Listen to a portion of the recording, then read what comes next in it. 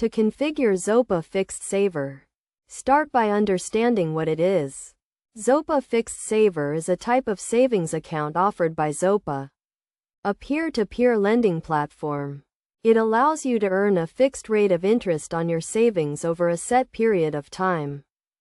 First, you need to sign up for a Zopa account if you have not already done so. Go to the Zopa website and click on the Sign Up button. Fill in the required information, including your name, email address, and password. Verify your email address by clicking on the link sent to you by Zopa.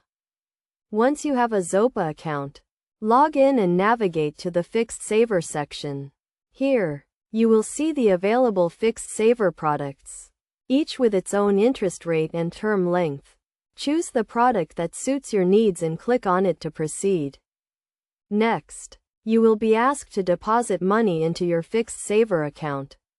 You can do this by transferring funds from your bank account or by using a debit card. The minimum deposit amount is typically £1,000, but this may vary depending on the product you choose.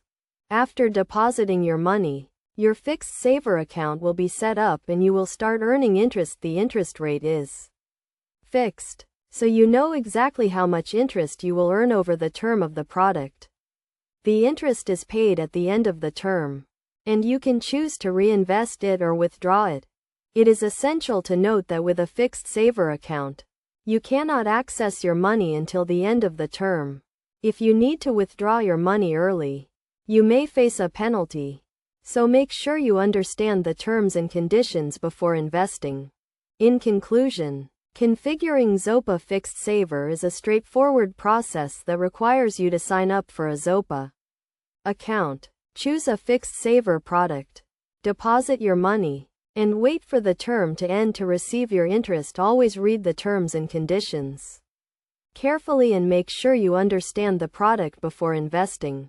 By following these steps, you can earn a fixed rate of interest on your savings and achieve your financial goals.